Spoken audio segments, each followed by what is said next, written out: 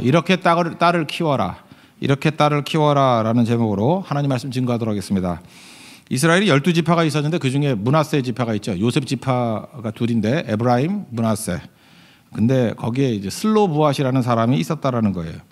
근데 가나안 들어가기 전에 광야에서 죽었습니다. 일찍 죽었는데 뭐 죽은 게 문제가 아니라 딸만 5을 낳았어요. 딸 부자죠. 그리고 아들이 없었습니다. 당시 법은 유산은 아들에게만 상속이 되기 때문에 상속이 안 되는 거예요. 그리고 가나안 땅에 들어가서 땅 분배를 받을 때에도 이 집안은 아들이었기 때문에 그 분배를 받을 수가 없는 상황이 돼버렸습니다. 그래서 가나안에 들어가서 뭐해? 소망도 없는데 이런 상황이 됐다라는 거예요. 그럴 때 이제 딸들이 나서가지고 우리에게도 지분을 달라 뭐 이런 얘기를 하는 거예요. 민수기가 인구조사가 2번 있죠. 그래서 1장에 인구조사가 있고 26장에 인구조사가 있어요. 대개 60만 정도 되는데 남자들만 30세 이상의 남자들만. 1장에서 인구조사를 처음 했던 이유는 뭐냐 하면은 제사를 드리려고 인구조사를 한 거예요. 그러니까 출애굽에서 나온 백성들이 누구냐 한 60만쯤 되거든요. 30세 이상이 남자들만. 그래서 보통 그 남자 여자 더블로 쳐서 120만 치고 노인과 50세 이상의 노인과 또 아이들 쳐서 또 그 정도 될 거다. 그래서 대충 한 200만쯤이라고 예측하는 이유가 바로 거기에 있습니다. 그러니까 기록된 건 60만이에요. 30세에서 50세까지 남자가 60만. 전투에 임할 남자가 60만 명이었다. 그래서 처음에는 예배 때문에 조사를 한 거예요. 그리고 26장부터 이제 마지막 36장까지가 또 하나의 문단인데 이 문단에서의 특징은 뭐냐 하면은 인구조사를 또 합니다. 그건 그 가나안에 들어가기 직전에 하는 거예요. 이건 땅 분배를 위해서 인구조사를 했다는 것입니다. 그러니까 땅 분배가 중요한 문제가 되었다는 거예요. 근데 슬로브앗의 가문에는 아들이었기 때문에 땅 분배가 안 된다 이런 거예요. 그럼 보통 사람들 같으면 이거 운명이라니 하고 주저앉아 있을 건데 그들의 딸들은 그러지 않았다는 거예요. 운명은 무슨 운명이냐? 당당히 요구했다는 것입니다. 그래서 2절을 보니까 모세 앞에 나갔다 또 이스라엘의 지도자 그 아론이 죽고 난 다음에 아들이 엘르아살이죠. 엘르아살 제사장 앞에 나갔다. 지휘관 앞에 나갔다. 회중 앞에 나갔다. 그래서 당당히 요구했다는 거예요. 뭡니까 이게? 그러면서 그죠? 뭡니까 이게? 그래서 당당히 요구했다라는 것입니다. 3절을 보니까 아니 우리 아버지가 뭐 고라의 불이 반역의 불이 든 것도 아니고 다만 아들 못 낳았다는 건데 이것 때문에 땅 분배가 안 되는 게 말이 됩니까? 이렇게 시정을 요구했다는 것입니다. 근데 모세의 자세가 참 좋아요. 즉답을 하지 않죠. 여기도 지금 그 리더 역할을 감당하시는 분들은 그 이렇게 애매모호한 문제에 있어서 즉답 안 하는 게 좋아요. 참 경솔한 건데 그는 자기 생각을 얘기하지도 않고 다수결의 얘기도 주장하지 않았어요. 모세는 하나님 앞에 기도했습니다. 3절 보니까 모세가 그 사회를 여호와께 아뢰니라. 이게 지도자가 할 일이에요. 한숨 돌리고 하나님께 물어봐야 된다는 것입니다. 근데 하나님의 대답이 뭐였냐면 7절을 보니까 야, 슬로바스의 딸들의 말이 옳다. 하나님이 인정해 줬습니다. 하나님이 옳다 그러는 거죠. 그들에게 딸들에게도 기업을 주라. 이렇게 명확히 얘기해 줬다는 것입니다. 그래서 이것이 슬로바스의 딸들에게만 해당되는 게 아니라 나중에는 기준이 돼버려 가지고 다른 사람들의 예에도 이것이 기준이 됐다는 거예요. 판결의 규례라 그러죠. 11절 보니까 이것이 판결의 규례가 되었다. 원칙이 뭐냐? 아들이 없으면은 1순위로 넘어가는 게 딸이고 우리나라도 거의 같은 것 같아요. 딸한테 가고 딸도 없으면은 그 죽은 사람이 형제한테 가고 그러니까 우리 자손의 입장에서 볼 때는 그 작은 아버지, 큰 아버지 그렇죠. 형제한테 가고 그죠? 이제 그것도 안 된다 그러면 그 아버지의 형제들한테 가고 그러니까 할아버지 형제들 그것도 아니면 가까운 친족에게 가라. 뭐 지금 법하고 거의 똑같죠. 우리나라 법하고 이게 바로 여기서부터 나오기 시작한 거예요. 상속 유산법, 유산을 주는 법들. 우리나라도 이번에 애플 때문에 나온 것들 뭐 있잖아요. 집단 소송제라는 거. 그 애플이 뭐 배터리가 이렇게 소모가 되면 뭐 6나 6 이하부터인가요? 뭐 잘 모르겠는데 기능이 떨어지게 만들었다면서요. 그래서 집단 소송을 하는데 애플의 아이폰을 갖고 있는 사람이 다 소송하는 거 아니죠. 몇몇 사람만 소송을 한단 말이에요. 근데 만약에 소송에서 이겼다 그러면은 그 이긴 사람만 혜택이 돌아가는 게 아니라 그 소송에 참여하지 않은 사람들도 일반적으로 판례의 효력이 있어지는 것. 이런 게 이제 집단 소송제라 그러더라고요. 그죠? 똑같은 예예요. 이게 슬로바스의 딸들만 해당되는 게 아니라 이것이 법이 되었기 때문에 그거에 해당되는 모든 사람에게 같은 영향을 미치게 되었다. 그래서 이게 굉장히 중요한 거라고요. 잘 보세요. 우리가 후반부에 민수기 전반부와 후반부가 있다 그러는데 전반부는 1장부터고 26장부터가 이제 후반부인데, 그죠? 물론 20장부터 그 발람 이야기가 나오죠. 25장까지. 그거는 중간에 어떤 사건이니까 빼고 인구조사만 친다 그러면 26장부터 36장까지가 이제 후반부인데, 후반부의 시작이 슬로바스의 딸로 시작해서 조금 전에 읽었죠. 36장이 슬로바스의 딸들의 이야기로 끝난다니까요. 이게 중요한 사건이라는 거예요. 민수기에서 가장 중요한 축이 되는 게 슬로바스의 딸들 사건이 중심이 되더라. 이게 땅 분배에 있어서는 이게 원칙이 되더라. 이걸 우리에게 말해주고 있다라는 것입니다. 이렇게 똑똑한 딸들을 키웠던 이유가 뭘까요? 교육의 힘이라는 거예요. 이러지 못하는 멍청한 딸들을 키운 이유가 뭘까요? 교육을 안 시키면 그렇다는 거예요. 딸만의 문제가 아니고 아들들도 마찬가지죠. 교육에 엄청나게 힘이 있다는 것입니다. 슬로바시 한 일이 뭐 있어요? 죽었어요. 죽었는데 살아있을 때는 별 얘기가 없는데 죽고 난 다음에 딸들 때문에 성경에 한 7군데 나와요. 계속 나온다고. 딸들 5명 이름이 계속 나와요. 아마도 딸들 이름이 이렇게 자세하게 반복적으로 나온 건 슬로바스의 딸들이 유일할 거예요. 그죠? 이게 나중에 보면 역대기에도 나오고요. 그 다음에 여호수아 때도 땅 분배하고 난 다음에 나오고, 뭐 계속 반복해서 나온다니까요. 굉장히 중요한 얘기가 된다는 거죠. 교육이 무섭다. 그러면 딸들 교육을 어떻게 시켰느냐? 2가지로 보면 자존감 수업을 시켰고, 또 하나는 신앙 교육을 시켰다는 거예요. 자존감과 신앙, 이 양대축. 그러니까 리더가 되었다는 거죠. 첫째는 자존감 수업인데, 책 제목입니다. 자존감 수업. 자존감이 참 높았다라는 거예요. 자기 자신의 존재가 하나님 안에서 귀하다라는 걸 깨달았어요. 남으로 살지 않고 내가 하나님 앞에 얼마나 귀한 존재인지, I am who I am, 남이 아니라 나로 살아가는 인생이었다는 것입니다. 5명의 딸들의 이름이 나오는데 말라, 노아, 호글라, 밀가, 디르샤, 이렇게 5명의 이름이 있어요. 이게 36장에 아까 읽어봤더니 또 나오죠. 거기 또 나오고, 여호수아 17장 3절에 보니까 땅 분배할 때 또 나와요. 그죠? 슬로바스의 딸들 5명 이름이 쭉 나온다고요.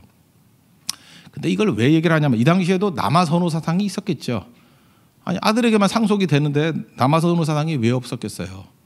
근데 첫 번째가 딸이에요. 2번째도 딸이에요. 3번째 딸. 여기까지 참겠죠. 4번째는 기대 안 했겠어요? 우리도 이제 딸이 좀 많은 집이 있는데 기대하죠. 안 그러면 아들을 기대했다고요. 근데 또 딸이면은 이름을 뭐라고 지을까요? 끝순이 이렇게 지어야 되는 거 아니에요? 그러지 않습니까? 아니면 또순이 뭐 이렇게. 근데 4번째 딸 이름이 밀가예요. 밀가라는 이름의 뜻이 여왕이거든요. 그 아버지 태도를 알겠죠. 뭐가 필요 없는 애야. 얘는 정말로 귀한 여왕이야. 밀가. 그래서 4번째 아이를 밀가라고 지었어요. 여왕이라고. 여왕님 오셨네. 이렇게. 얼마나 아버지가 이렇게 애들 자존감을 잘 세워주는 거예요. 되게 중요한 거죠. 그냥 마지막 딸 이름이 디르사. 디르사는 기쁨이라는 뜻이에요. 슬픔, 뭐 또순이, 끝순이, 섭섭이 이런 게 아니고 그 디르사. 우리가 그 라헬이 있죠. 차라엘 얘네 집 이름이 이제 사연이 다 있어. 첫 번째가 라헬을 알죠. 뭐 레아 라헬, 야곱의 부인, 예쁜 부인. 라헬이 치고 예쁜 애가 별로 없었는데 걔는 예쁜가? 하여튼간에 라헬이. 2번째가 디르사예요. 그러니까 디르사가 뭐냐 그러면은, 디르사가 뭐야? 그러면 여러분 뭐라고 해야 돼? 슬로바스의 막내딸. 그럼 딱 돼요. 이름 뜻은 기쁨. 이해가 되죠? 디르사. 얘네 집에서 디르사도 얘도 예쁘더라고. 그죠? 디르사. 셋째가 아스낫. 아스낫은 누구죠? 그 요셉의 마누라. 마누라 그러면 이상하나? 아내. 보디벨라의 딸. 그러니까 애굽의 제사장의 딸 아스낫. 그래서 그런지 그 집에서도 아스나드가 약간 좀 까마잡잡하고 좀 이국적으로 생겼어요. 그죠? 그러니까 아스낫. 뭐 그럴 수 있죠. 넷째가 갈렙. 갈렙은 금년의 의미가 있죠. 무술년. 갈렙의 뜻이 개거든요. 금년 개띠잖아. 그죠? 개. 강아지, 독이요, 독. 갈렙. 막내가 드보라더라고요. 5명이거든요. 그러니까 딸 넷이고 4번째가 아들이에요. 갈렙. 그다음에 드보라. 드보라 뭐 알죠? 사사 드보라. 여자 사사 드보라. 이렇게 5명 오는데 이름이 다 근데 이 집이 성경을 잘 모르는 것 같아요. 순서가 뒤죽박죽이야. 그 정리를 하면은 제일 먼저 나온 애가 누구죠? 라헬이고 그 다음 나온 사람이 누구였어요? 그 다음에 그 디르사겠죠. 디르사고 그 다음 아니 아스낫이 먼저겠네. 아스낫 아니지. 맞아 그렇겠네요. 예, 아스낫이 그 출애굽기니까. 그 다음에 디르사, 그 다음에 뭐 갈렙 정도고, 그 다음 드보라고. 뭐 이름 짓다 보니까 이렇게 됐겠죠. 어쨌든간에 이렇게 성경상 이름을 줘서 스토리가 있잖아요. 디르사는 기쁨이란 뜻이고 슬로바스의 딸 중에 막내 딸이었다. 그러니까 보세요. 이게 밀가라가 지어서 여왕님, 또 디르사라 지어서 기쁨 이렇게 말할 정도면은 자존감이 없을 리가 없잖아요. 그 딸들이 자존감이 한국에는 옛날에 참 없었거든요. 또 딸이냐 막 이러면서 이제 차별을 했는데 그렇게 그 양육 받았던 딸들이 또 결혼해서 아직도 아들 좋아하더라고. 그러니까 이게 상처가 있는 거죠. 그러니까 젊은 애들 가운데 남아선호 사상이 남아 있는 거 보면 그건 상처예요. 얼마나 당했으면 저럴까. 그래 그 상처를 읽어야 된다고. 야, 참 불쌍하다. 그럼 불쌍한 거예요. 그건 나중에 정상 교육이 안 될 사람이라고. 빨리 고치지 않으면 똑같은 게 또 애들한테 전수가 되거든. 그러니까 이게 가계에 흐르는 저주까지는 아니지만 가계에 흐르는 나쁜 정신이 있어요. 그게 싫다 그러면서 그대로 닮아가는 거야. 근데 이 집안은 안 그랬어요. 슬로바스는 이 당시에 이 어마어마한 남성 중심 사회에서도 당당함이 있었잖아요. 그러니까 이런 인물들이 나오는 거죠. 딸들이 나오게 된다라는 것입니다. 되게 그 딸들을 건강하게 키우는 방법이 뭐냐면 아버지와의 관계예요. 아버지와 딸들이 소통이 잘 될 때 굉장히 건강해진대요. 그러니까 형제들 이렇게 생각하면 돼요. 어떤 자매가 좋은 자매냐? 그 아버지하고 교통이 잘 되는 사람 있죠. 그러니까 자기 쪽으로 볼 때는 이제 장인어른하고 아주 소통이 잘 되고 진짜로 허세가 아니라 진짜로 잘 되는 거. 그러면 건강한 딸이라는 거예요. 건강한 딸. 그리고 딸들에게 이게 의사결정을 내릴 때 하여튼 그 아버지와의 관계 속에서 모든 의사결정이 다 내려지는 거예요. 아버지와의 관계가 좋으면 남성에 대한 그 상이 좋아요. 근데 아버지와의 관계가 나빠지면은 모든 남성상이 다 깨지는 거야. 그죠? 그래서 남자들하고 결혼해서 살기 힘든 게 그 아버지하고 관계가 아주 안 좋은 여자들 있죠. 그러면 그 상처가 남편한테 거들어가거든. 똑같아진다 그런 거고. 또 아버지를 불쌍히 여기는 사람들이 있죠. 아버지가 뭐 이렇게 아프거나 아니면 맨날 뭐 술이나 퍼마시고 이러는데 딸들이 도와주거나 이러면은 이게 교차가 되는 거예요. 분노와 긍휼이 교차가 되는 거예요. 그래서 어떤 때는 좋을 때는 되게 좋다가 또 아닐 때는 막 폭발해버리고 뭐 그러는 거예요. 그래서 딸과 아버지와의 관계가 나중에 남편과의 관계로 이루어질 가능성이 아주 크다라는 것입니다. 그래서 아버지와의 관계가 안 좋았던 여자분들 한번 생각해 보세요. 그 남자친구하고 사귈 때도 똑같은 현상이 벌어지지 않아요? 이게 굳어진다는 게 아니라 주안에서 우리는 다 변화될 수 있으니까 이거 빨리 끊어버려야 된다고. 그래서 하나님 아버지와의 관계가 좋아지면 또 회복이 돼요. 하나님 아버지와의 관계가 좋아지면. 근데 여기 슬로바스는 딸들과의 관계가 아주 좋았겠죠. 그러니까 이런 작품들이 나온 거죠. 기가 막히다라는 것입니다. 그래서 잘 키운 딸 하나 열아들 부럽지 않죠. 이건 뭐 더 중요한 거예요. 자기 주장을 정확히 합니다. 그래서 주장 2가지. 아버지의 이름을 기록해달라. 명분. 그리고 땅 달라. 실리. 그러니까 명분과 실리를 다 요구할 줄 아는 정말 당당한 딸들이었다는 것입니다. 그리고 얘기하잖아요. 발레를 든 거예요. 우리가 뭐 반역했던 고라자손 같은 사람이었냐? 아니었다. 충성했던 집안이었다. 근데 왜 안 주냐? 그러니까 이게 먹히는 거죠. 여러분 그 남아선호 사상이라는 게 계속 있으면은 왜 문제가 되느냐 하면 한번 생각해 보세요. 아들에게 이런 권리가 다 간다 그러면은 뭐 대가 끊긴다 그래가지고 얼마나 무리수를 둬가지고 애를 낳습니까? 그죠? 그러니까 첩도 두고 첩을 두는 게 당시에는 합리화될 수밖에 없었다고. 왜 그러냐면 첩을 두느냐 안 두느냐에 중요한 게 아니라 재산권 다 날아가 버리는데 첩 아니라 첩 할머니라도 둬야지. 그죠? 그래야 집안이 안 망하죠. 그러니까 그거는 제도 때문에 나온 문제예요. 이건 그러니까 지금 그런 게 없으니까 축첩 제도가 사라져도 문제가 없잖아요. 지금은 그게 얼마든지 비난받아야 될 문제고 되는 거죠. 아직도 잘 모르는 것 같은데 여자분들 명확히 알아두세요. 부모님이 돈이 무지하게 많아. 뭐 우리 교회는 별로 없겠지만 돈이 무지하게 많아. 근데 아직까지 아버지가 꼴통이라서 아들한테 재산을 많이 물려주려고 그래. 그 소송만 하면 그대로 다 받아낼 수 있어요? 잊지 말라고. 딸들과 아들의 재산 상속 비율이 1대1이야. 똑같아요. 시집 가고 안 가고 아무 관계 없어요. 똑같아요. 아버지가 부자인 자매들 혹시 있으면은 희망을 가지라고. 그럼 아버지가 아들한테 다 물려주겠다가 말을 해도 그 소송 걸면 다 무효야. 아버지가 뭔 짓을 해도 다 무효야. 그냥 똑같아요. 아들, 딸 막 섞여서 시집 가고 안 가고 섞여서 4명이 있다 그러면 다 1대1이에요. 다만 그 어머니나 아버지 배우자는 50%를 더 주니까 1.5. 이해가 되시죠? 가끔마다 뭐 우리 아버지가 아들만 사랑하고 걔한테 더 줄라 그래요. 그러면 씨 웃고 있어. 돌아만 가세요. 그러고 난 다음에 하면 다 받아내요 그거. 그러니까 뭐 100% 승리예요. 100%. 그러니까 지금은 제가 볼 때 이 법이 바뀌고 난 다음부터 우리나라 달라진 것 같아요. 이제는 딸이나 아들이나 아무 차별 없어요. 부모가 뭔 짓을 해도 관계없어요. 그 제도가 뒷받침해 주거든. 그렇다면 형제들이 또 이걸 또 노려가지고 돈 많은 집 딸하고 물론 맞습니다. 그것도 무조건 그건 갖게 돼 있어요. 그 제도가 이렇게 돼 있다니까요. 법이 이렇게 돼 있는 건데 잘 보세요. 이게 제도만 이렇게 만들어놔도 남아선호상 싹 사라져 버리잖아요. 왜냐하면 권리가 그대로 계승이 되기 때문에 이게 되게 중요한 거겠죠. 딸도 이렇게 키웠다는 거예요. 그래서 이후에 이것이 이스라엘의 법이 돼서 이스라엘이 건강한 사회가 되었다라는 것입니다. 되게 유명한 거죠 이게. 그래서 역대상 7장 15절에도 슬로바스의 딸 이야기가 또 나오고 여호수아에도 나오고 계속해서 나온다는 거예요. 그러므로 우리가 붙들어야 될 게 뭐냐면 자존감 수업이 이래서 중요하다는 거예요. 이게 딸들 키워놓고 난 다음에 뭐 딸이 되었던 뭐 아들도 마찬가지고 이렇게 뭐 차별하거나 뭐 이렇게 그런 것도 있죠. 뭐 막내라고 차별하고 이게 다 상처로 남는 거예요. 근데 이것이 회복이 되는 게 뭐냐? 하나님 앞에 나아가면 하나님께서 우리를 이렇게 세워주시죠. 한 인간으로서 얼마나 귀중한 존재인지. 그래서 신앙의 힘이 필요한 거고 그게 아니라 그러면은 그냥 이 굴레에 빠져버리는 거예요. 자존감이 낮아가지고 밤낮 그 자기 자존심 세우느라고 그것 때문에 성질 부리다가 에너지 다 소비하고 또 마음 아프고 할 일도 못하고 이 자존감이 이래서 무서운 거라고요.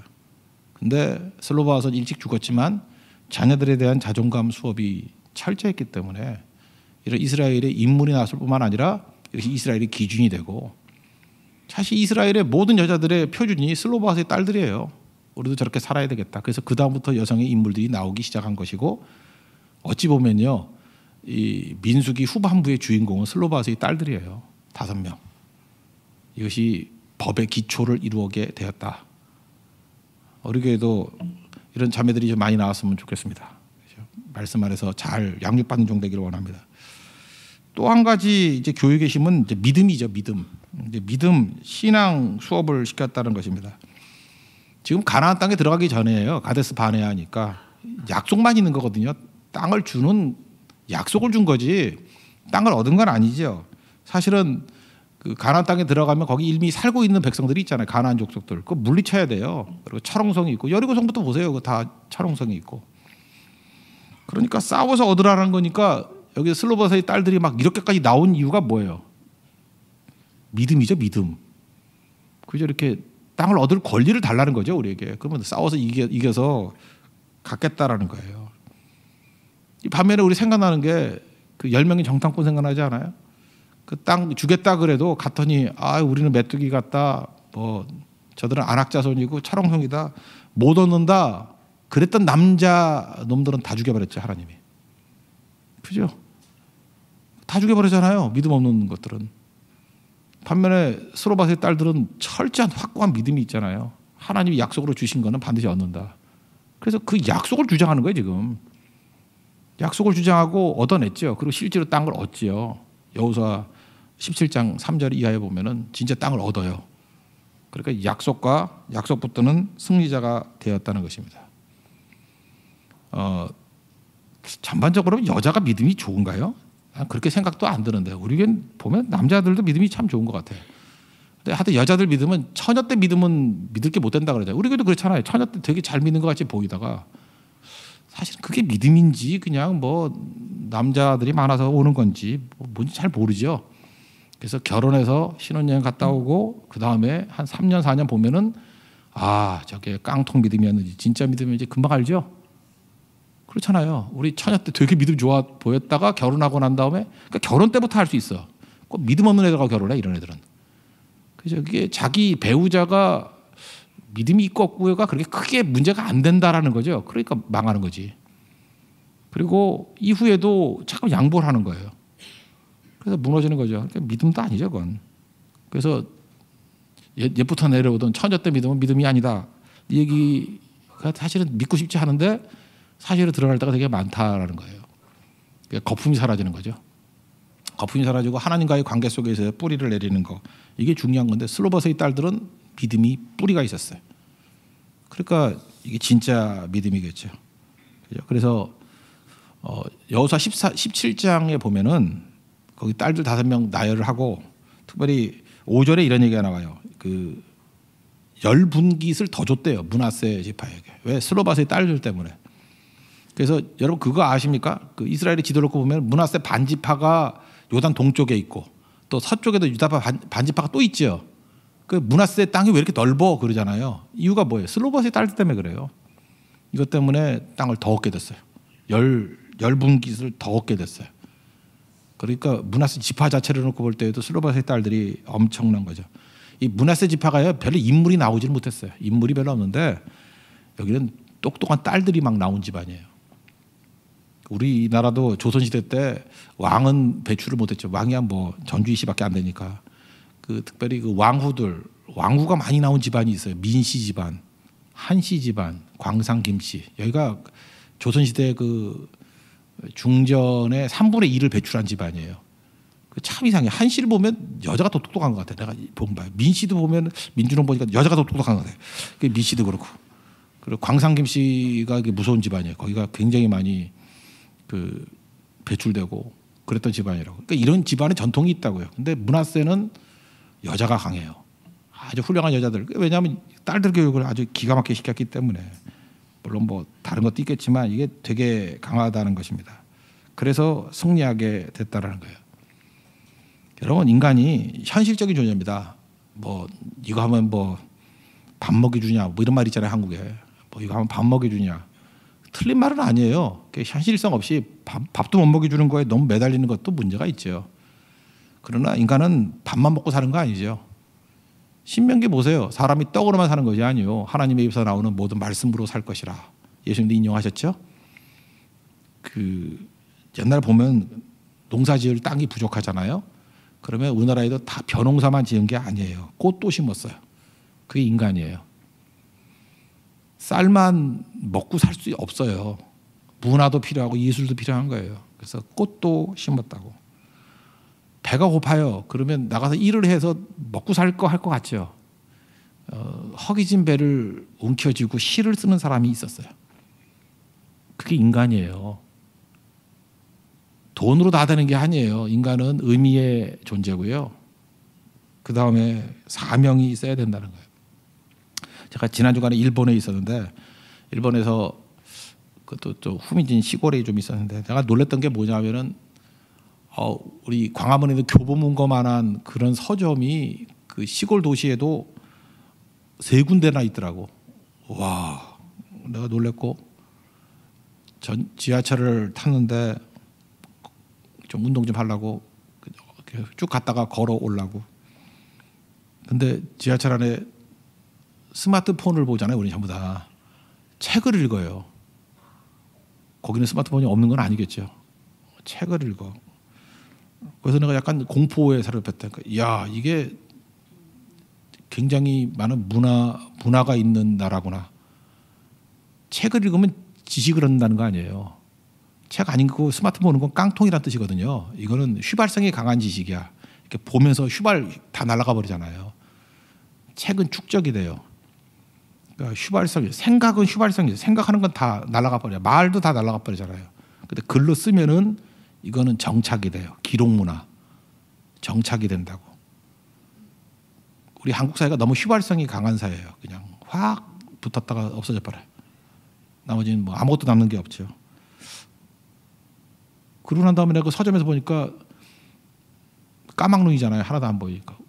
너무 관심 있는 내용들이 많아. 그래서 제가 일본 책을 읽을 정도로 일본어를 공부를 할까 생각이 들어요. 그러니까 한자는 뭐 대충 읽을 수 있고 뭐 그냥 일본어 좀만 알면은 읽겠더라고. 그래서 제가 회화 말고 일본 책을 좀 읽고 싶어서 일본어를 하고 싶은 마음이 생겨서 오늘 하루밖에 안 했지만 하루 공부를 했어요. 예. 근데 되겠더라고. 뭐 별로 어렵지 않더라고. 뭐 네이버에 보니까 뭐 이렇게 강좌 쭉 나오더라고. 그래서 계속 들으니까 들리던데 뭐 왔다시야 뭐 어쩌고 저쩌고 하면서 뭐 들리더라고. 뭐 그래서 계속 하면 되겠더라고. 계속 하면. 저는 목적이 이게 책을 읽고 싶어서. 엄청난 책이 나와요. 근데 그게 팔리는 것 같아. 엄청난 책이 나오는데 엄청나게 팔려. 지금 제가 볼 때 지식의 양이라 그러면 책으로 판다 그러면 인구도 차이가 있기 때문에 한국에 한 100배는 되는 것 같아요. 제가 그래서 느낀 게 현실에만 뿌리 내리는 거 아니에요. 뭐 우린 얘기 그랬죠. 일본 만화의 특징이 뭔지 알아요? 우리 한국 만화는 끝이 허무해. 뭐 이렇게 애매모호하게 끝나버려. 근데 일본 만화 짱구를 보세요. 짱구는 못 말려. 뭐든지 메시지가 있어. 그 일본 정신이 모든 만화. 그래서 일본 만화 좋아하는 애들 보면 일본 정신이 다 이렇게 오염돼 버리는 거야. 걔네들은 메시지가 있거든. 만화 하나를 봐도. 근데 우리는 뭐 뒤죽박죽이고 한데 그런 의미에서 일본은 나름대로 교육을 하고 있는 거예요. 그래서 걔네들이 생명 걸고 교과서 저렇게 붙드는 게 교육의 힘을 믿기 때문에 그래요. 근데 우리는 이랬다 저랬다 뭐 점검만 바뀌면 교육의 틀이 바뀌어버리고 막 이러니까 문제가 되죠. 그러니까 우리 인물은 교회에서밖에 안 나올 것 같아요. 교회는 끝없이 말씀에 뿌리를 두르는 교육을 시키는 거니까. 신앙 교육이니까. 뿌리 내려야 돼요. 그러지 않으면 이길 길이 없죠. 물론 이깁니다. 분명히. 인간은요. 먹는 걸로 끝나지 않아요. 그래서 옛날에 옛날 무덤 봐도 사람 매장할 때 그 위에 꽃을 뿌렸다 그러잖아요. 그 남아있대잖아요. 인간은 의미를 추구하는 존재라고. 쇼생크 탈출 보세요. 앤디. 그 독방 들어갈 걸 감수하고 피가로의 결혼 모차르트 음악 틀어주잖아요. 그때 감동 있지 않아요? 감옥에 갇혀 있는 사람들이 그냥 놀고 먹자는 게 아니라는 거예요. 그런 클래식 음악을 들을 때 그 얼굴들 보세요. 감동받는 얼굴. 그게 인간이라는 것입니다. 인간은 믿음으로 삽니다. 약속으로 삽니다. 사명으로 삽니다. 여러분 왜 피곤한지 알아요? 사명이 없으니까 피곤한 거예요. 믿음이 없으니까 피곤한 거예요. 뭐 환난과 고난이 우리를 피곤하게 만드는 거 아니에요. 믿음이 있으면요 일어서게 된다는 것입니다. 그리고 하나님이 우리를 돌봐주십니다. 하나님이 우리를 돌봐주시는 거예요. 하나님이 우리를 어떻게 돌봐주시냐? 뭐 자연을 쳐다봐도 우리 두 가지가 있잖아요. 성경 말씀이라는 특별 계시를 통해서 우리에게 알려주시는 거는 이해하기 편하죠. 문자로 돼 있으니까. 자연 계시를 통해서도 하나님이 살아계신다는 것을 느낄 수 있는 거죠. 지금 되게 춥지 않습니까? 추울 때 하나님께서 이 자연 만물을 주관하고 계신다는 것을 이제 느낄 수 있는 게 여러 가지가 있는데 뭐 샘플 하나 예를 들어 볼게요. 물이 무거워요. 비중으로 볼 때 물이 무거워요. 얼음이 무거워요. 당연히 얼음이 무겁죠. 얼음이 무거워요. 그럼 얼음이 무거우면 이 연못 같은 데가 얼 때 무거우면 어디부터 얼어요? 얼음이 밑으로 내려갈 거 아니에요. 비중이 높으니까. 그러면 밑에서부터 얼면은 위에 있는 고기들은 어디로 가? 얼음이 계속 올라오면 퍼쩍퍼쩍 뛰다가 다 죽을 거 아니에요. 근데 그렇지 않죠. 우리가 보면 얼음이 어디서부터 얼어요? 위부터 얼죠. 왜 그렇죠? 물만이 이상해요. 가장 비중이 높은 게 영하가 아니고요. 4도씨예요. 4도 학교 때 배웠죠. 4도씨일 때 영상 4도일 때 비중이 제일 높아요. 그러니까 얼기 직전에 온도가 얼음보다 무거워. 그러니까 그게 밑으로 내려가는 거죠. 그러니까 얼음이 뜨죠. 납득을 잘 못하는. 왜 4도일까요? 그래야 물고기가 안 죽지. 물이 4도일 때 비중이 제일 높다 해서 우린 뭘 느꼈냐면 물고기를 사랑하신 하나님의 손길을 느껴야 돼.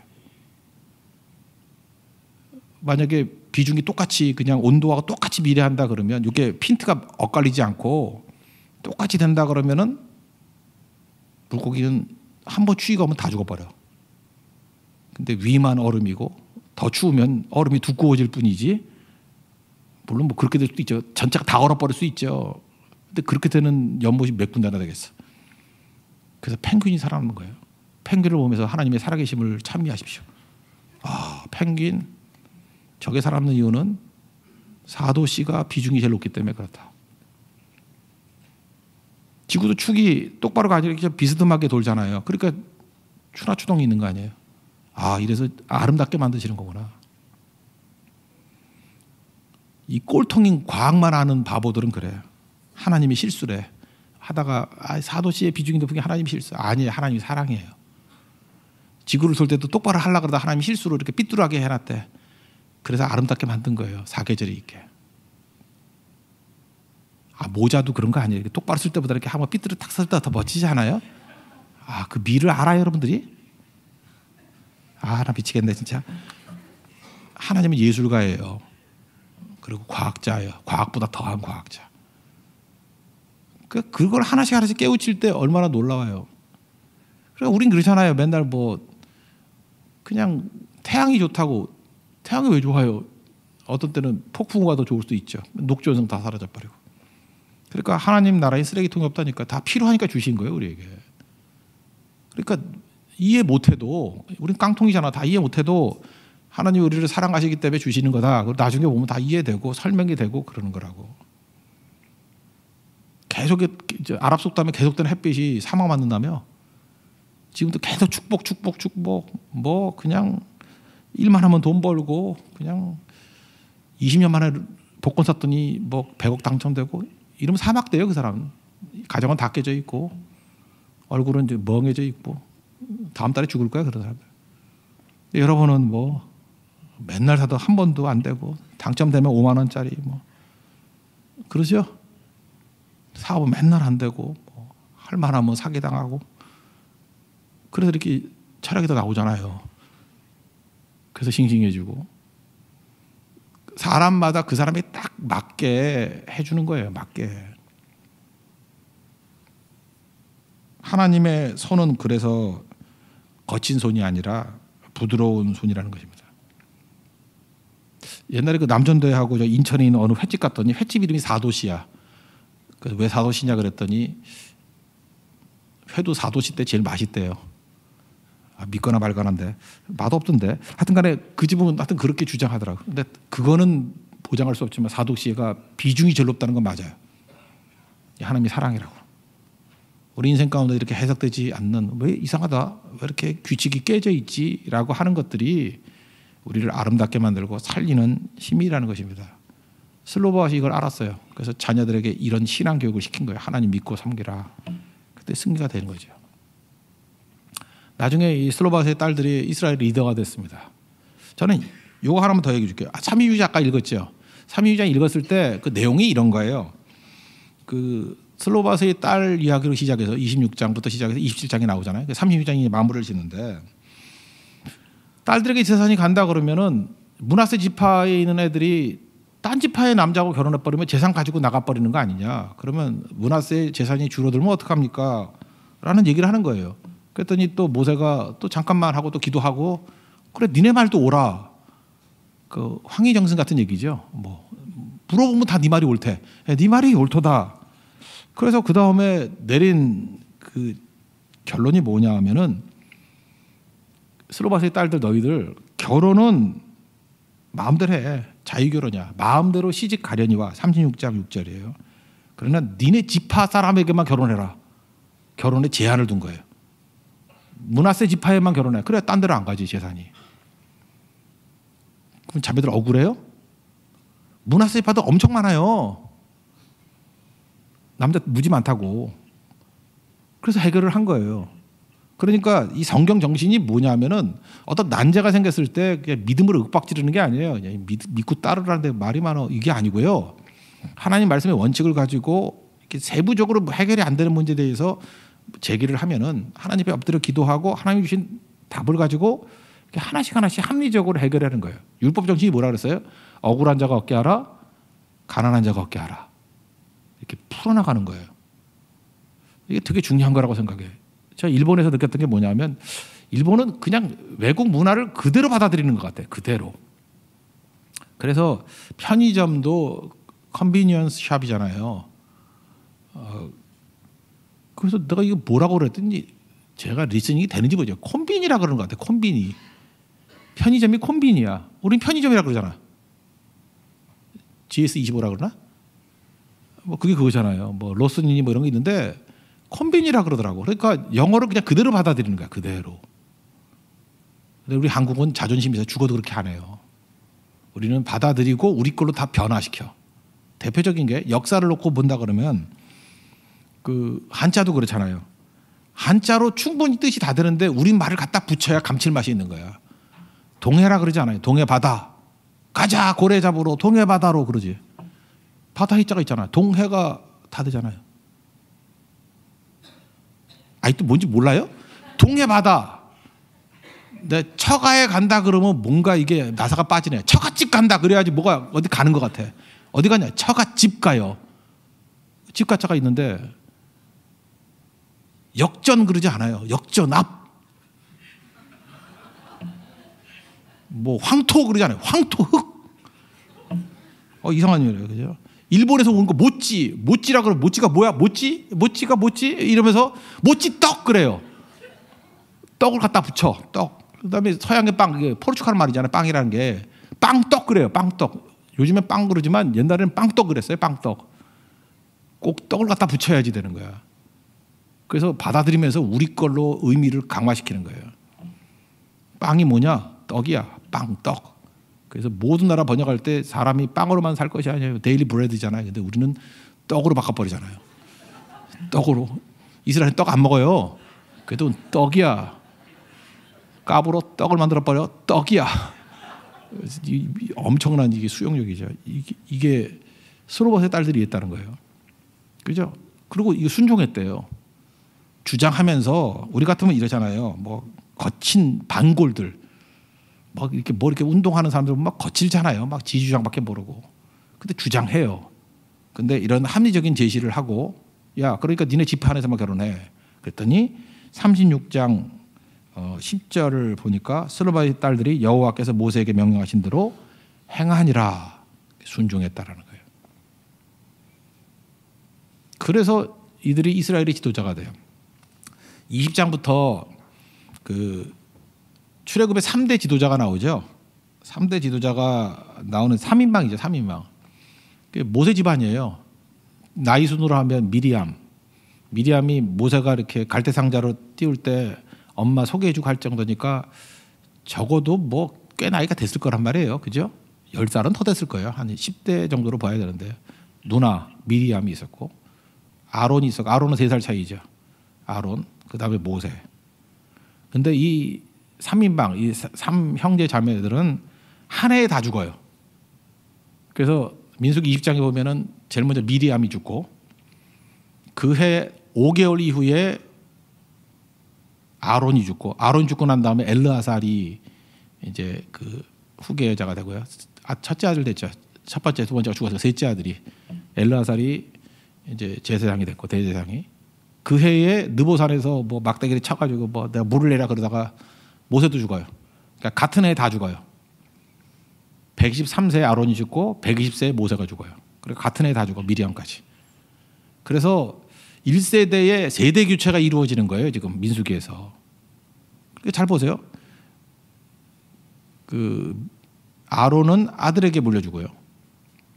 모세는 27장 뒷부분에 보면 여호수아에게 물려주는 게 나와. 오늘 읽었던 12절 이하에 보면 여호수아에게 물려주고. 그럼 미리암은 누구한테 물려줬어요? 없어요. 근데 슬로바스의 딸들 얘기가 엄청 나와. 이스라엘 백성도 아는 거예요. 미리암의 후계자는 누구예요? 슬로바스의 딸들이라는 거예요. 이제 이해가 되십니까? 그래서 계속 나오는 거예요. 출애굽의 3인방이 미리암이 아닌데 미리암의 후계는 슬로바스의 딸들이었고 아론의 후계는 그의 아들 엘르아살 대제사장이고 모세의 후계자는 여호수아였다. 이렇게 기가 막히게 쓰임받는 인물들이 되었다. 근데 우리는 슬로바스의 딸들에 대해서 잘 몰라요. 굉장히 중요한 거거든요. 여성뿐만 아니라 이게 좀 소외되고 낮아진 사람이라고 할 때 자존감 수업 받아야 됩니다. 자존감이 낮아 있는 상태, 그거는 어떤 의미든 핑계 댈 수 없어요. 하나님 앞에 나가서 자기 자신의 가치를 세울 줄 알아야 돼요. 그러지 않으면 당대뿐만 아니라 여러분의 배우자뿐만 아니라 자손 대대로 그 상처가 전수가 돼요. 그래서 맨날 깨지는 거예요. 만나면 6개월 만에 헤어지고 남자 열받아서 떠나고 독이 나오기 때문에. 그 화장한다고 되는 게 아니에요. 그거는 마음은 예수님 모셔야 변화가 되는 것이. 그리고 믿음이에요. 믿음 없는 남자들 다 죽었는데 하나님께서 슬로바스의 딸들을 믿음의 표상으로 세우잖아요. 우리 교회가 이런 인물들 키울 수 있는 우리 하나님의 거룩한 교회 되기를 원합니다. 분명히 이런 일들이 나올 것입니다. 승리한 하나님의 종 되기를 축원합니다. 당신은 사랑받기 위해 태어난 사람, 우리 찬양하겠습니다.